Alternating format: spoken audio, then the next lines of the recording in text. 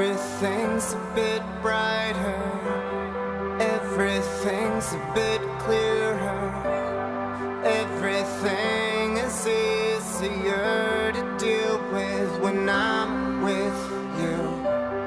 I don't need pills or plastic, it's all fantastic when you turn on the light in my mind. When you turn on the light, turn on the light. When you turn on the light, when you turn on the light, my. Hello, my name is George Kappas, and I'm the director of the Hypnosis Motivation Institute, or HMI, in Tarzana, California, America's first nationally accredited college of hypnotherapy. Founded as a non-profit organization in 1968 by my father and uncle, Drs. John and Alex Kappas, HMI has been our family's mission and purpose for more than 45 years. I did my first hypnosis demonstration here when I was only 9 years old. HMI has 21 instructors on staff, specializing in all different areas of hypnotherapy. Students from all over the world come to HMI to receive professional training and clinical internship. If you tuned in today hoping to see people cluck like chickens, then you've got the wrong show. But stay tuned, and we'll show you how real people are using hypnosis and the power of the subconscious mind to accomplish their goals and achieve their dreams. This is Hypnotized. The pain that I'm experiencing is so debilitating that it's ruining my life. I can't play golf. I can't work properly because I need to drive to get to customers to make sales calls. It's embarrassing for me to have to walk with a cane or a walker. The first time I become aware of the pain that I'm having is while I'm sleeping. It literally wakes me up around probably 3 in the morning, and I start tossing and turning and trying to look for a place to get comfortable. The pain is evident all day long with every movement. It's nonstop. It's like a stabbing spasm pain that won't go away. In this episode of Hypnotized, we're going to explore pain. Pain is an important thing. It tells us when we might need medical attention. But what happens when the need for medical attention has been addressed and the pain continues? I'm talking about chronic pain. Pain that lasts for weeks, months, or even years. Pain that's so acute it diminishes a person's quality of life, sometimes debilitating them completely. All too often, the solution is drugs. Hey, most of us have needed pain medication at one time or another. It's a great invention, but only for the short term. As a long-term solution, it sucks. Many times the long-term side effects are just as debilitating as the pain itself, sometimes even worse. But what if there was another solution? A solution that was organic, natural, and right inside our own minds. We call it your subconscious mind, and it controls your pain, your emotions, and most importantly, your emotional reactions to your pain.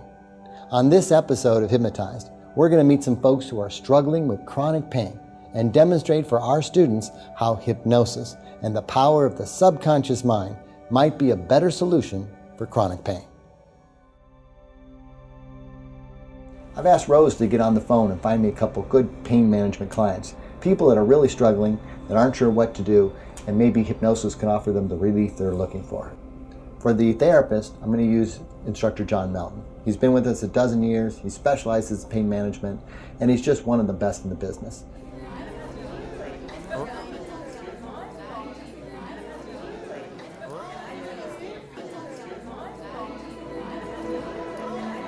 Good evening.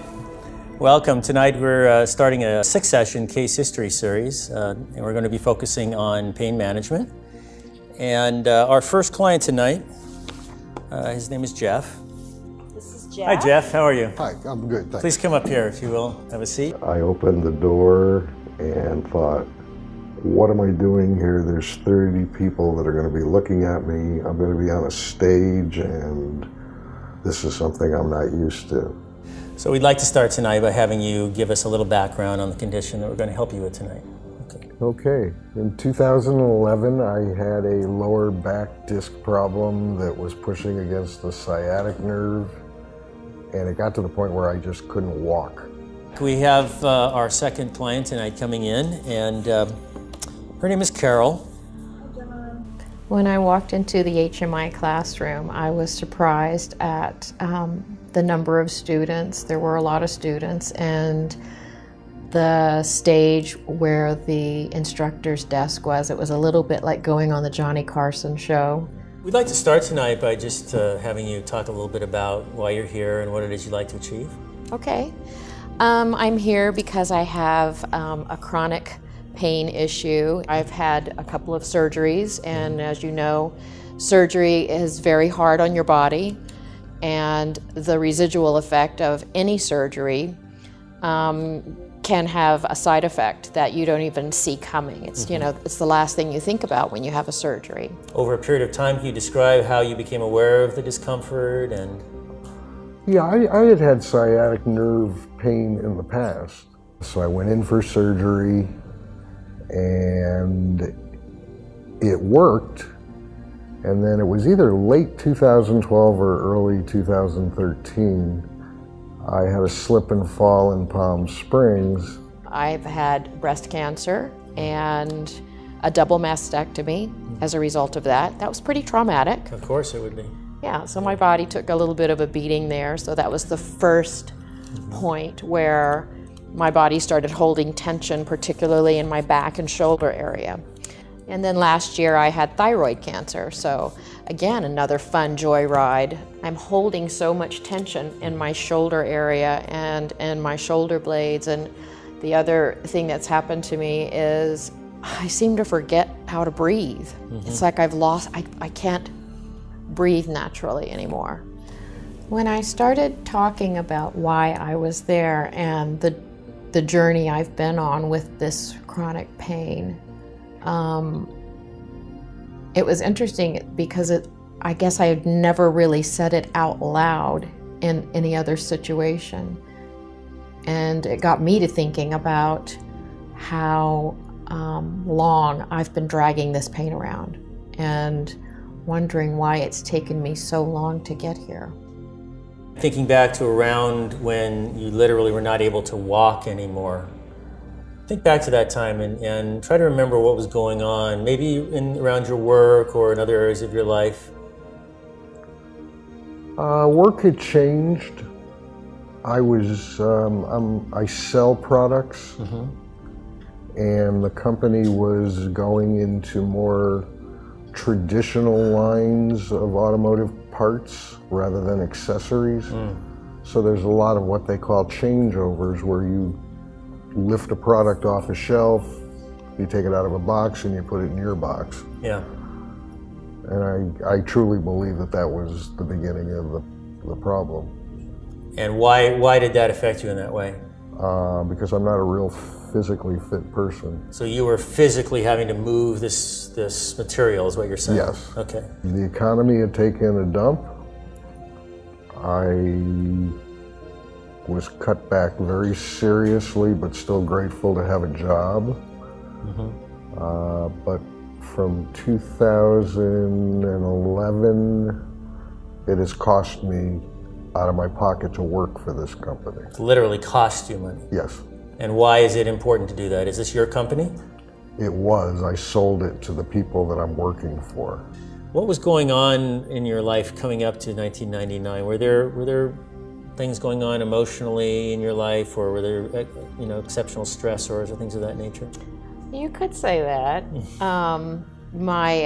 It just so happens that right before I got diagnosed with breast cancer, my apartment building caught on fire. Wow. You know, there was kind of a lot going on. And is it your belief that maybe some of that stress has become trapped in there? I have no idea, but that's the case. Let's get rid of it. To me, hypnotherapy is a kind of a relearning tool. And we're going to change the things that are working against you here so that you are working at your maximum potential to be healthy, mind, body, and emotion. Okay? Good deal. Okay. And then we're going to do a little test here. It's not a test you can pass or fail. It's just going to teach me a little bit about you, and it's going to start to connect you into focusing internally and begin the process of hypnotizing you. Remember, you're going to be aware the whole time. You're just going to, at a certain point, have your eyes closed and follow what I'm going to say to you, okay? So let's have you look down at your hand on the table here. I'd just like you to get an image of your hand.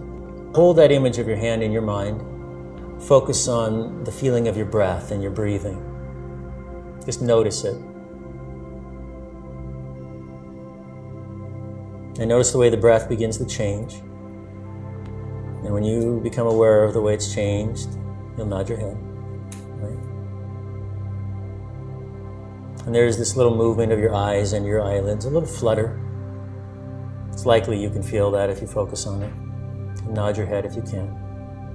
And there may be this tendency to want to swallow, but that's very normal and natural. I'd like you to use your imagination and imagine the hand becoming lighter and lighter. Lighter and lighter now. And in fact, as that hand continues to become lighter and lighter, something else very interesting is going to happen, Jeff. And that it's going to stop feeling like your hand.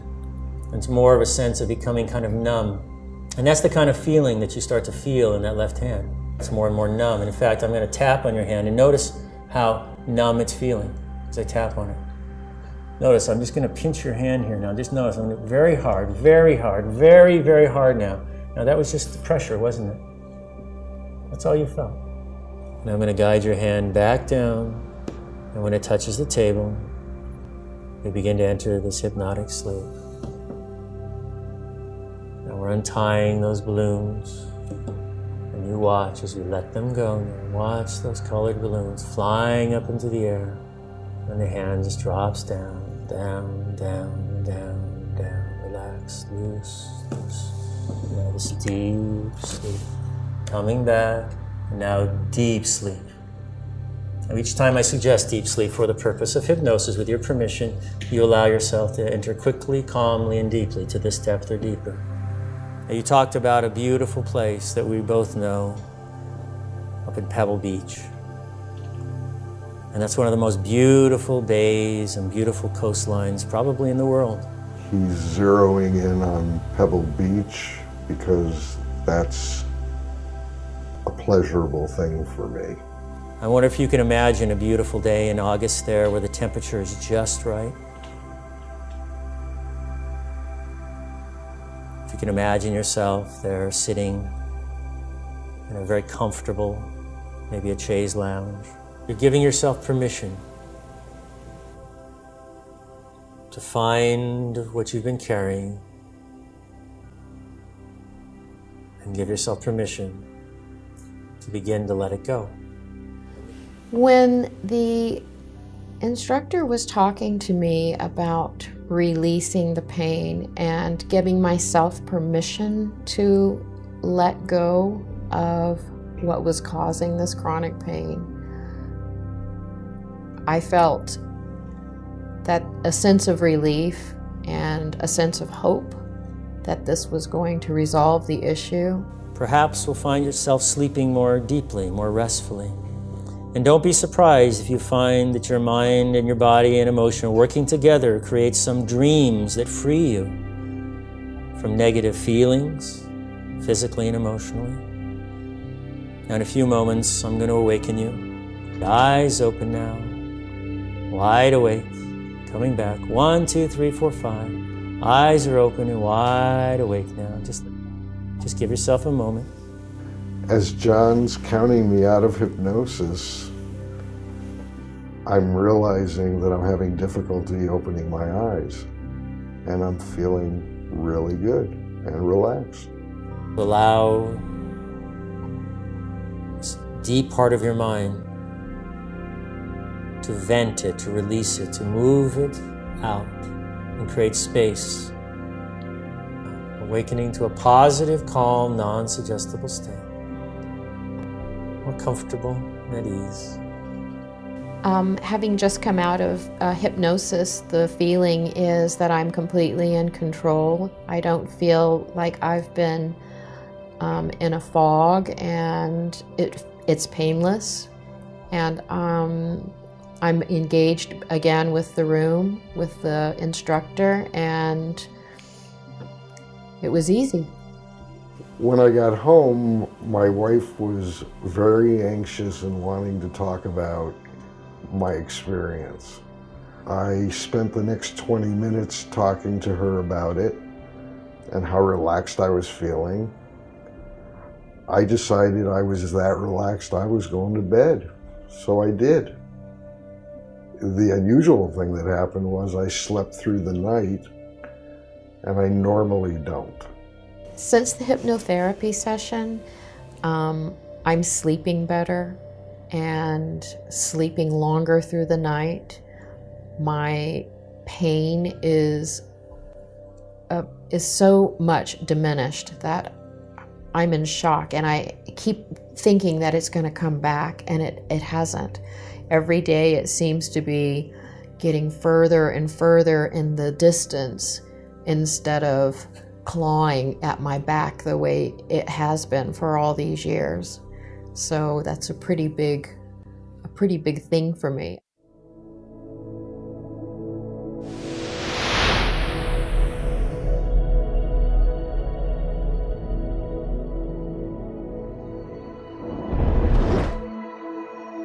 Hi, John. I wanted to check in with you. We've met with both subjects a few days after the session, hear what they had to say, and they both surprisingly reported some good progress. I thought we created good rapport. Jeff, when he revealed to us this idea of literally paying to go to work and his relationship with work, having sold his business and then sticking with it through the bad time, and now actually literally paying money to go to work every day. There's obviously some conflict there, and probably some repressed emotion. So, the concept that this pain could be supported by repressed rage, and that the rage is just unacceptable to him because he's such a nice guy. Right. So you feel he's pretty rageful very under likely that? It's there. We can't say 100%, but I think there's. I would find it right? I'd find it very difficult to believe there's just some anger in there about this, and I think there's also fear actually.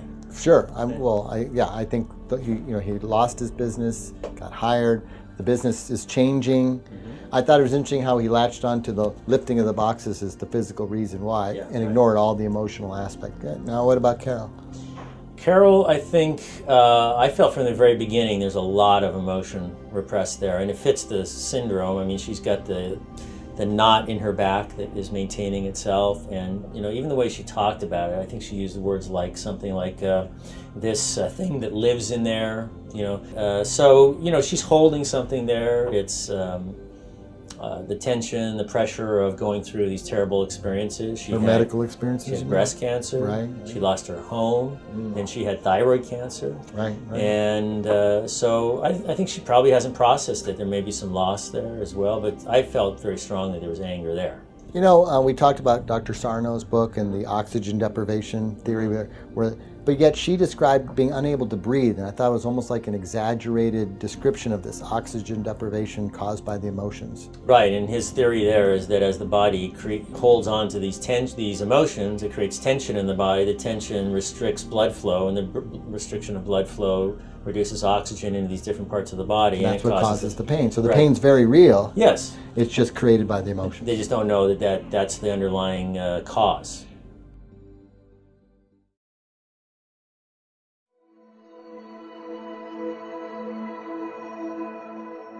You strike me as someone who's the furthest thing from an angry person in your life, and but we all get angry. I'm a pretty calm person too, and I don't like to be angry, but you push someone enough, and you have gone through a considerable amount of trauma in a relatively short period of time. So for you to feel some anger would not be unreasonable, would it? No. So as I talk about that, does it feel like that could be at least part of what you're holding there? I wouldn't rule it out. I don't know if you've heard of the work of Dr. John Sarno. Has he been mentioned to you before? No. He's a doctor at New York University Hospital, I believe. He's from New York. And his theory, is that when we are under emotional stress and pressure, it causes tension in the body. And tension and stress builds. And actually, the constriction of the muscles can constrict blood flow in the body. And he believes that a lot of the actual discomfort we're experiencing is because of reduction in actually blood flow. It's real, the discomfort's real. It's not one of these things where it's all in your head kind of a thing. But the emotion is causing a physiologic change in the body that results in a pain. Thinking about the things you've been dealing with in your life as this has gone on, what's the first emotion that comes into your mind that might be in there? Fear is my biggest problem. Okay. And when you think about what you've gone through and this condition, do you feel there's some anger there? Yes, a fair amount of anger, actually. To me, it was surprising how rapid it shifted from the moving boxes to emotional, aspect, and how they really didn't reject that idea. They took it in. And there's a certain moment that it just feels comfortable to allow your eyes to close. It's just a choice that in a moment you make. You feel the breath, allow the calming, this deep peace. This is about self-love. And what you begin to find is balance and flow and freedom and life. He gets right to the heart of the matter. I hadn't thought of love healing all wounds. I felt like, God, that was so simple. Why hadn't I thought of that? But of course, your mind doesn't go there naturally. That's not something that you would naturally think of for yourself when you're trying to heal yourself. You think of it oftentimes relating to others. So that struck me as a really useful thing to keep repeating to myself. To see so much of an improvement after just 1 week in both Carol and Jeff is incredibly exciting as a future hypnotherapist, because it shows me that the possibilities for me to help other people are absolutely endless. So what I'd like you to do is look up towards the ceiling. Just find any spot to focus your eyes on. Anything you choose is fine. To allow me to take you through a process in which ultimately it's about creating calm, comfort, control. And just start repeating those words in your own mind, in your own voice. Calm, comfort, control. At a certain point, with one of those exhales of breath, right after you say the word control, you'll find your eyes want to close. When you feel that, you'll just allow that to happen. Calm, comfort, control. That's right. Now it's interesting, as you close your eyes, our attention naturally shifts more inside ourselves. Find the fear, and let's put it in this arm. Now I want you to take a deep breath through the nose, hold it, hold it, hold it, hold it. Now we're going to release it and let it go, let it go, let it go, let it go, let it go, let it go. Now we're going deeper. Where's your comfort level right now? 0. 0. Yeah. Nice to feel, isn't it? Oh, very nice. It's been 2 years. It's been 2 years since you felt 0, huh? Yeah. I'm a registered nurse, and I deal with people with pain daily, and never do they get to a 0, even on high-level narcotics. So that was very impressive to me. When John asked me what my pain level was, I gave him a number 4 to start. By the end of the session, I was at 0.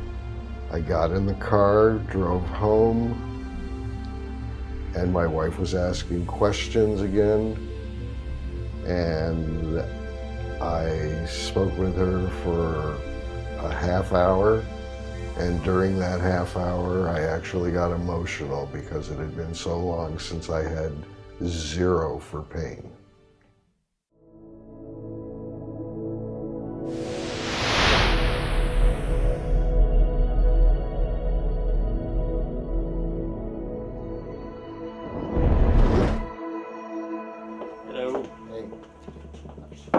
All right. Okay. So, week 3. Week 3 it is. So I did have a chance to look over the highlights of week 2. Okay. You should be pretty pleased. I think so. You started being a little more direct with them about the emotional components of their pain. Right. How do you think they took that? I feel like we've got good rapport, and this is the type of thing that takes a little time. With both of these people, instead of going after this as a symptomatic kind of thing with glove anesthesia or something like that to try to knock down the symptom, we're looking at this from a causational basis. Right. And going for cause takes a little more time often, but ultimately you can resolve an issue. Right, and I think it brings up a good point. If this is 90% emotionally based, Right. And you don't address that, Right. it's just a matter of time. Exactly, and usually those symptomatic, whatever you use symptomatically will stop working. Right. Because really it just becomes another way for them to distract themselves from really what the core issue is. Ultimately, you're not changing that erroneous belief Right. that something's broken. I feel this because I'm broken, Right. and that is not an accurate belief. Well, when you say broken, to be accurate, they think they're physically broken, Right. and not understanding they're emotionally broken. Just to make that clear. Right, right. That's the idea. They're focusing on the physical part, Right. that this is causing the pain, when in fact this is not causing the pain. What's likely causing the pain is repression of emotion, and then the distraction that causes, and they focus on that instead of the actual issue itself. Right. Well, here's a bigger issue too, is I think that we have a societal belief system in medical doctors, which I have, right? When if I needed surgery, I want a doctor to do the surgery.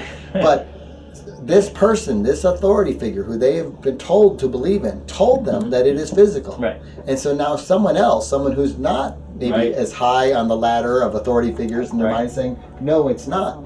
And that's a real conflict from a belief that they've had for a very, very long time. Right. They've been given misinformation. Right. So hopefully we can change that belief, and in doing so, get them to change their behavior, and in their behavior and their beliefs, they ultimately can resolve.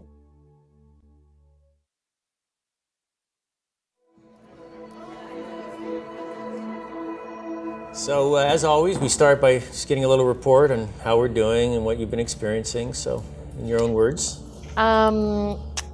The pain is definitely diminishing. I still have a little stiffness, but it's nothing as aggravating as it was when I first came to see you. Mm-hmm. What comes to mind when I ask you about your dreams? I've started remembering my dreams. I know I've been dreaming, but I haven't remembered them up until this week. And one of the dreams that I remember vividly was being stuck down in a dirt hole in the ground. And while I was down there with someone else who I can't name, a big concrete pipe fell on top of the hole, covering it. And although it didn't hurt us, and it just landed squarely across the hole, and we were able to scramble out of the hole and get out from under the pipe, my one thought when I was relaying the story was, I wasn't hurt. So think about how you described this. Yeah, solid. Yeah. Concrete pipe, Yeah, stuck in a hole, right. have to crawl out of it. I feel like a lot of her pain may come from her anger at her body because it keeps letting her down. And she's holding on to a lot of anger that these things keep happening to her, especially, with having cancer twice or 3 times, and then her thyroid, and then it's exhibiting itself in physical ways, her apartment burning down.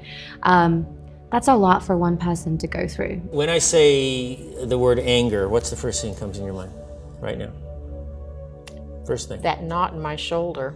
Okay. Love heals all wounds, and now you're accepting this deeply, more completely. One of the other things I remember was him reinforcing that it's okay for me to let the pain go, and that it was time to let it go, and to give myself permission to let the pain go.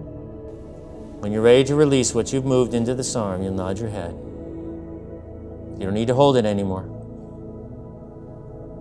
One more deep breath. Deep breath, hold it, hold that breath, hold it. Now I want you to release and let it go. Now release it, let it go, let it go, let it go, let it go. Loose, completely loose. completely loose. Just let the hand drop. There you go. All right, there was something that was happening there near the end. What were you feeling? Warm. Yes. Yeah, there was a big flush. Yeah, I was Happened. like warm. Yes. There was a shift there, and everything shifted into flow. I mean, I wrote it down. I could see your whole body shifted. It was an amazing moment. There was like this flush, almost like all the capillaries opened up and the blood flow started coming back in. Of course, that's oxygen, and oxygen is healing. Wonderful. Interesting. Yeah. The first thing that I noticed about Carol was that she looked lighter to me. Her energy seemed different. It was as if Carol had taken off the mask of her pain and we could see her true self, who she really was. And when I talk about that, what are you feeling and what are you thinking? Tell me, just be honest.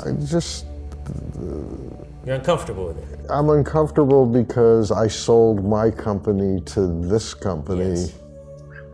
and it's kind of a sad thing. Right. More emotion. Yeah, So you're caught up in this emotional turmoil. yeah.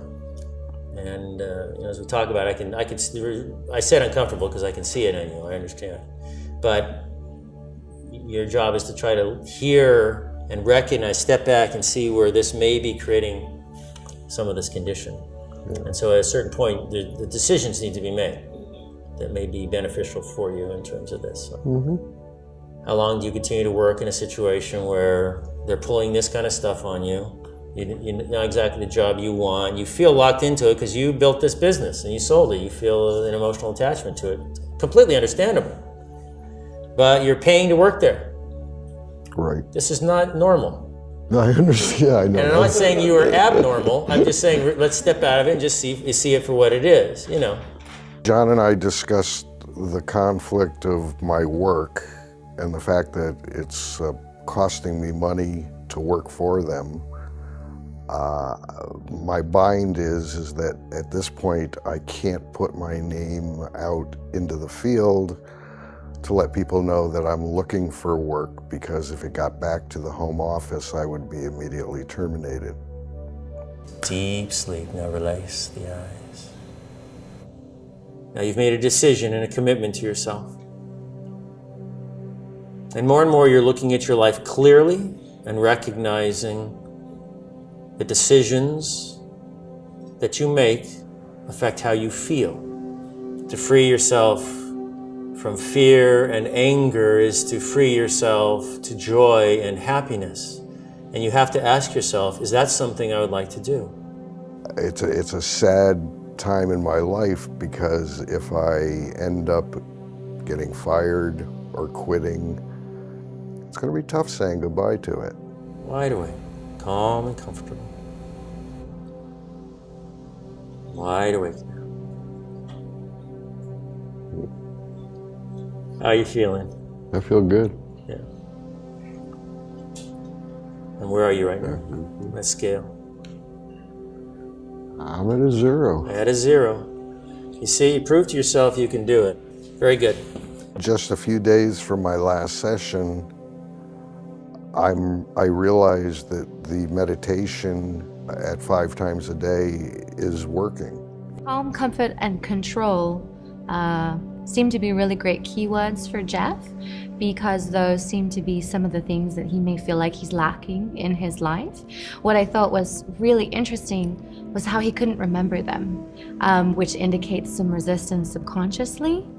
The thing that occurred to me is that you can't really think of those words without feeling them.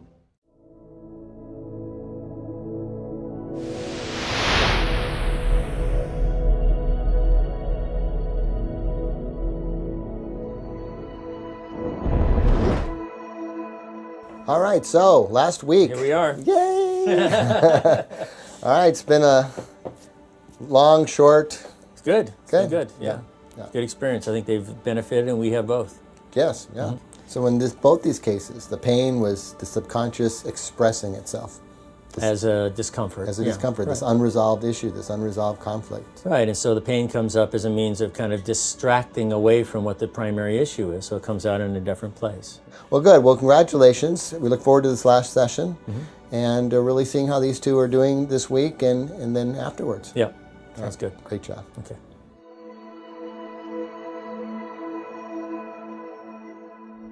Now you were going to go and see your doctor, I think, last week and have a check-in with your doctor. Is that right? He lowered my medication and laughed about it because he has no belief in hypnosis. Yeah. And quite honestly, I didn't either until it started to work. Yeah. It's not uncommon.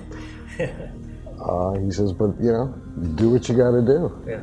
So, we talked a little more assertively last week about your situation with your work and kind of the bind you're in a sense, and kind of stuck there. Did you think much about that after the session? Did your mind go there, and did you ruminate upon it a bit? Yeah, and I think tomorrow we'll tell a bigger story because I have a conference call with the two owners of the company. Mm-hmm.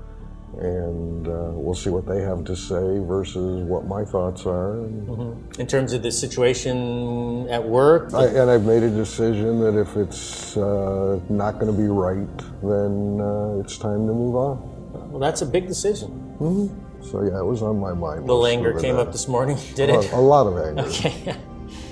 As I'm listening to John and having the realization that anger is the root of my problem at work, I have made a decision, and I will be leaving my job, and that'll be fine. He was able to make some tough decisions. He was able to decide what was acceptable and what wasn't acceptable in his life and regain control, which was a beautiful thing to witness because he said he felt relieved. Have your dreams returned?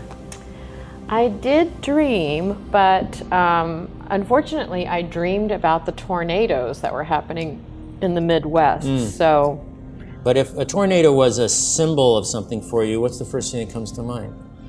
Chaos. Yeah, that's what I was thinking too. But yeah, sometimes it's scary to allow the chaos to flow past us and realize that it wasn't maybe exactly what we thought it was going to be. What percentage of that tension and or discomfort do you think is now gone? At least 70% of my discomfort is gone. Oh, but it's great that you've achieved a very significant relief, but we're going to continue. And there's really no reason to hang on to it, is there? Mm-mm. Right.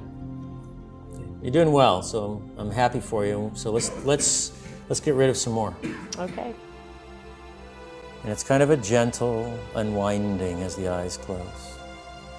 And a focus that turns inside. And the words you begin to hear in your mind are the simple words, I am beginning to take control. And I want you to think about the word and the feeling, anger. What you're angry about. Whatever it is, I want you to try to find that anger, and then you'll find it. And as you find it, you put it into the fist. And as you put it into the fist, it grows tighter. Because you're moving it out of whatever part of the body it's in, and you're moving it into this hand, into this fist. Now take a deep breath, deep breath, deep breath, deep breath. When we drop the hand, you release that fist and just let it drop now. Let it go. Deep sleep, going deeper. Those words, let go, are kind of open-ended, aren't they? What is it you're letting go of? The truth is we don't actually need to know because your subconscious mind knows. As the body relaxes, as you find yourself manifesting this shift from within, you are becoming stronger, more in control. Now the dreams will continue to be a time of mental and emotional clearing and cleansing. And regardless of whether you remember them or not, it really doesn't matter. But perhaps you will. But you're going to continue to use those three words, calm, comfort, control. Wide awake. 1, 2, 3, 4, 5. Coming up now. Eyes are opening. There you go. I see the smile and the laughter. Wide awake. There you go. When I go into hypnosis, I don't remember an awful lot that takes place. What I do remember, though, is that when I open my eyes at the end of the session, I'm in zero pain. I have no pain at all. How's the body feel right now? Perfect. Perfect. That's how you want to feel. Excellent. Thank you so much. We'll talk to you soon. Thank you. Okay. Have a good night. A few days after my last session with John, I received a text message and the company fired me. And I have to give credit to hypnotherapy for the way that I feel. I feel very stress-free. I feel like weights have been taken off of my shoulder. And I can truly thank hypnotherapy for that. I'm very happy today. And on one of the exhales, when you're ready and you've given yourself that permission, your eyes can close. And just a sense that this is a wonderful time to continue this balancing and healing and calming. We're sealing that positive self-image and that positive emotion. You begin to project it outwardly to yourself and others more and more. You remember to check in with yourself during the day, to take a few deep breaths and release the tensions, to know that you are finding the time to relax and giving yourself permission to. During the day, when you take those moments, you check in with yourself, I want you to breathe and I want you to smile. It ties all this together. Thank you. Bye, guys. Take care. I'm pleased to say that after 6 sessions, the level of pain is completely diminished down to it. I would say 70 to 80% of what I walked in here with, and that's amazing to me. Well, everyone thinks of hypnosis as some state where you lose control. But in fact, as hypnotists, what we're doing is giving you more control. These 2 clients are a perfect example of that. When I first came to hypnotherapy, my goal was to get off of pain medications. I've been taking them for years. And here it is several weeks later, and I'm almost at 0 medication. Calm, comfort, control. So simple, yet so powerful. But it does leave us with the question, if in just 6 weeks, hypnosis and the power of the subconscious mind can help Carol and Jeff overcome pain that had been debilitating them for years, what else can it do? We hope to answer that question and more in the next episode of Hypnotized.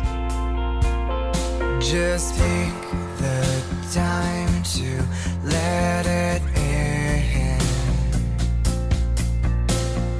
In a moment you will feel it. Just let it in. Just let it in. Just let it in. Just let it in. Just breathe. Creeping up the personality exchange. And it might take a while for you to feel the change.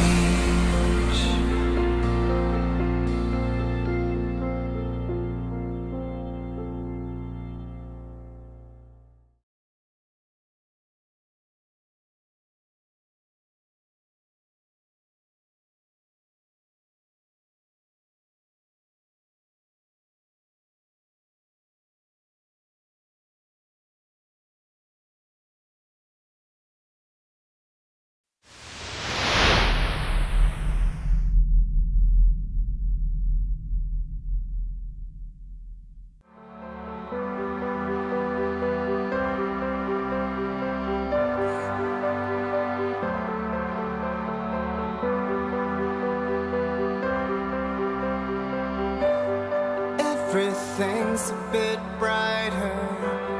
Everything's a bit clearer. Everything is easier to deal with when I'm with you. I don't need pills or plastic. It's all fantastic when you turn on the light in my mind. When you turn on the light, turn on the light. When you turn on the light. For weeks, months, or even years. Pain that's so acute it diminishes a person's quality of life, sometimes debilitating them completely. All too often, the solution is drugs. Hey, most of us have needed pain medication at one time or another. It's a great invention, but only for the short term. As a long-term solution, it sucks. Many times the long-term side effects are just as debilitating as the pain itself, sometimes even worse. But what if there was another solution? A solution that was organic, natural, and right inside our own minds. We call it your subconscious mind, and it controls your pain, your emotions, and most importantly, your emotional reactions to your pain. On this episode of Hypnotized, we're going to meet some folks who are struggling with chronic pain and demonstrate for our students how hypnosis and the power of the subconscious mind might be a better solution for chronic pain. I've asked Rose to get on the phone and find me a couple good pain management clients, people that are really struggling, that aren't sure what to do, and maybe hypnosis can offer them the relief they're looking for. For the therapist, I'm just hypnotized. The pain that I'm experiencing is so debilitating that it's ruining my life. I can't play golf. I can't work properly because I need to drive to get to customers to make sales calls. It's embarrassing for me to have to walk with a cane or a walker. The first time I become aware of the pain that I'm having is while I'm sleeping. It literally wakes me up around probably 3 in the morning, and I start tossing and turning and trying to look for a place to get comfortable. The pain is evident all day long with every movement. It's nonstop. It's like a stabbing spasm pain that won't go away. In this episode of Hypnotized, we're going to explore pain. Pain is an important thing. It tells us when we might need medical attention. But what happens when the need for medical attention has been addressed and the pain continues? I'm talking about chronic pain. Pain that lasts. I'm going to use instructor John Melton. He's been with us a dozen years. He specializes in pain management, and he's just one of the best in the business.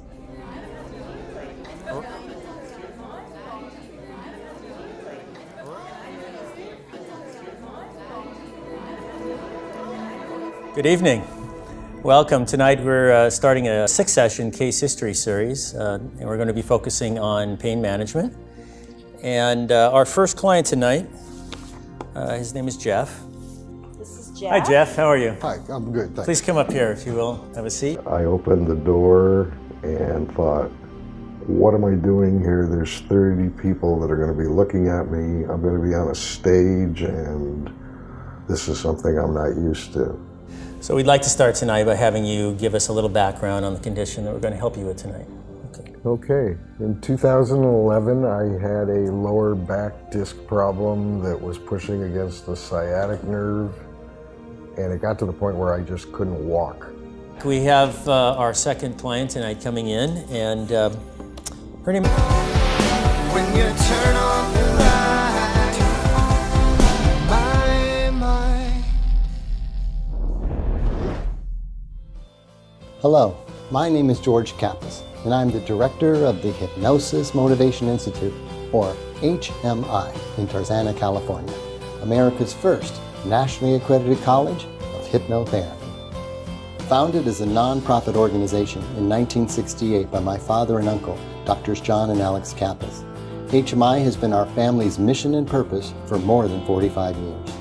I did my first hypnosis demonstration here when I was only 9 years old. HMI has 21 instructors on staff, specializing in all different areas of hypnotherapy. Students from all over the world come to HMI to receive professional training and clinical internship. If you tuned in today hoping to see people cluck like chickens, then you've got the wrong show. But stay tuned, and we'll show you how real people are using hypnosis and the power of the subconscious mind to accomplish their goals and achieve their dreams. This